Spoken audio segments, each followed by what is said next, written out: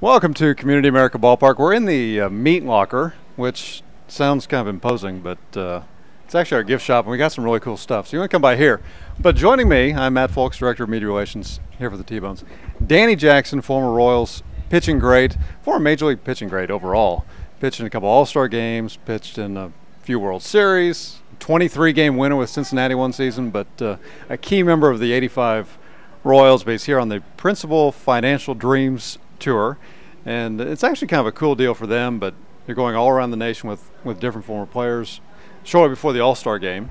And you're here in Kansas City, T-Bones, and we're going to talk about your T-Bones connection here in a second, but it's great to have you here tonight. No, it's been good. A lot of people come out here to try to enjoy themselves and have some fun, and Principal Mutual is the one that sponsors it and does a great job. Yeah.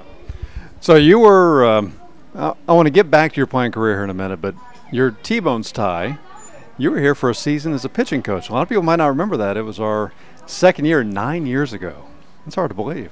Yeah, 9 years ago is hard to believe. A few gray hair more, but yeah, it was a lot of fun down here. Trying to work with the young kids and the ones that are trying to make it up, and then the other ones that had been sent down and trying to make it back into an organization. So it was quite a fun time, and I was bringing up a story about how with these young guys, they were not used to pitching inside, which I always pitch inside, and so I'm trying to get them to pitch inside. And then the first 20 games, they hit probably 30 batters. So I was like, well, okay, well, you can get used to it. But they end up throwing very well, and end up from the year before having like a 4.5, 4.6 ERA as a team down to like 3.5. So if you get them to get more comfortable and pitch more inside and pitch more aggressively, then they become more successful.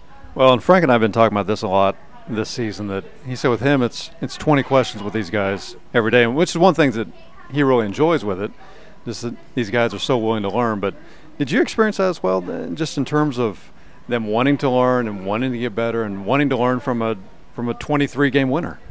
Well, I think anytime that you have anyone that has been there, made it, and it's always good to absorb as much as you can from them.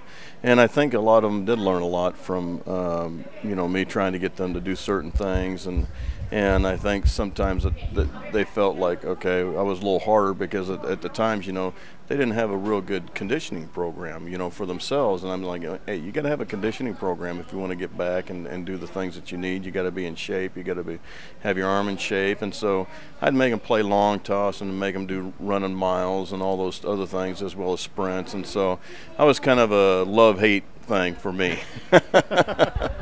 Now, you talk about pitching inside, and it was a joy for me. At some point, we're going to try to record some of this for video purposes, but a great joy just sitting down in the clubhouse before the game tonight, watching you and Frank and Bill Sobey, who's was the bullpen coach with the Royals back in the day, is now one of the assistant coaches here. But listening to you guys tell stories, and one in particular that I want to try to get some details on. Chris Brown, general manager here, knew some of them, but a game in Cleveland, your shortest outing probably ever, 2 pitches. Yep, 2 pitches is all it was. And what happened, a couple games before, Pat Corrales is the manager with Cleveland, and Cleveland was always out by June and stuff like that because of the team that they had. And the 2 pitchers beforehand were 0-2, and then when they told them that they get to 0-2, they need to throw up and in and knock them down and all those things. Well, they threw up and in on Willie and then knocked Frank down, and then I still remember that maybe that they may have broke Jamie Quirk's hand, and is what I remember, but maybe it didn't happen or not. I'm not quite sure. But so anyway, Willie came around on after he got knocked down and started a brawl the day before I was throwing, and so the next day, first pitch was practicing in the bullpen to throw the first pitch and to hit Brett Butler in the back. So that's what I was trying to work on in the bullpen. Didn't try to throw a strike. So then I went out there, and then when I threw the ball about where I thought it needed to be, he ducks forward. And I'm like, you got to be kidding me, so it misses him. So then the next one I threw was up by his head, and he almost ducked into that one, and so then they charged him out, and he ended up having a big old brawl after that. So and I got kicked out, and that's my shortest outing ever. Now, for some of the good times here in Kansas City, and especially '85, and again, just watching you and Frank talk about just your memories from '85, you were a key pitcher in 2 games. Game 5, really, in both series. Let's see, was it a 3-hit shutout against Toronto? It's a 4-hit shutout against Toronto. Yeah, against Toronto, which I had a little chip on my shoulder back then, but that's after they had skipped me on a start, and I'm like, you got to be kidding me, the playoffs, and they skipped me a start, so I wasn't too happy about that. So we were down 3-1, and then just remember Jamie Quirk coming down and said, "Hey, Danny, don't worry about it. You pitch bad, you lose, and you go home." I'm like, well, thanks a lot. So I ended up pitching a good game, and guys were making plays behind. We scored 2 runs, and I was able to keep it there. And so after that, we go to Toronto and win Game 6 and Game 7. So it was a big thrill to be able to be part of that. And then again, in the World Series, Game 5, once again, in another key moment, and you came out big.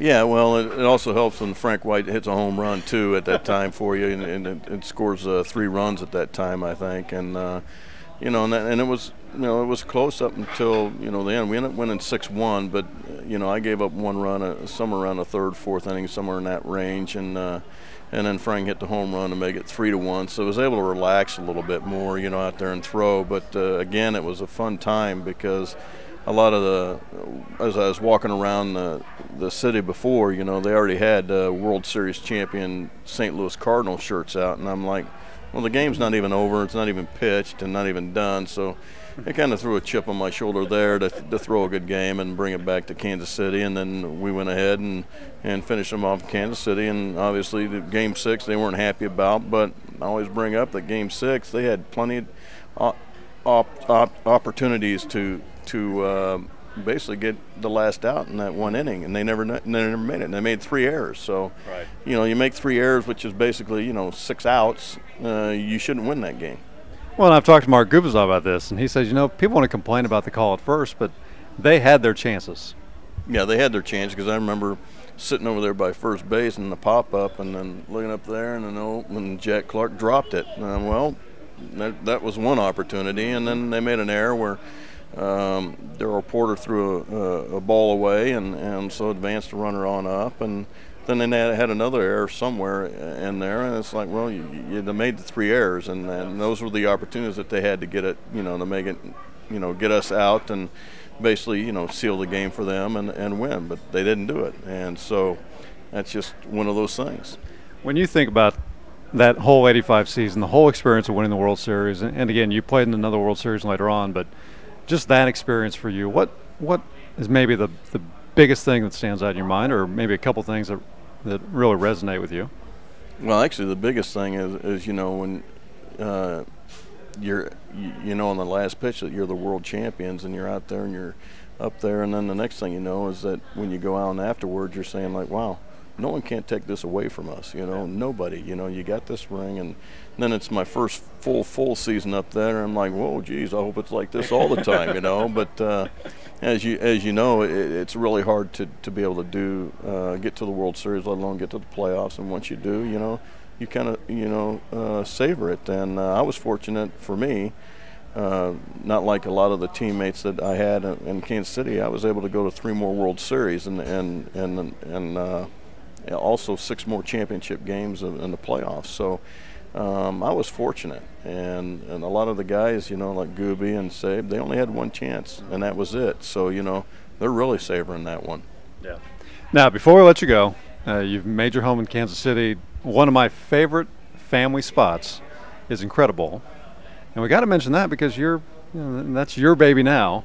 Tell us a little bit about it, where we can find it, how we get in touch with you guys. Well, we're at 151st and Antioch, and it's called Incredible, and it's 851-1700, and we've been out there for 15 years now. Wow. Doing that, and we have a great facility which has indoor golf, laser tag, bowling, and then we do have a nice room that's a corporate outing called our living room, which is a lot of fun for the corporates and all that. But also we do banquets upstairs. We see 220 people up there in a banquet doing bar mitzvahs, weddings, all those type things. And we opened up a year ago the Breakfast Nook, which we serve lunch, and breakfast, and it's 7 to 2 every morning, and that's starting to really pick up. A lot of people out there have been going there, and so if you want a good breakfast and lunch, go out there, and then sometimes you'll see me maybe busting a table or two like I did yesterday.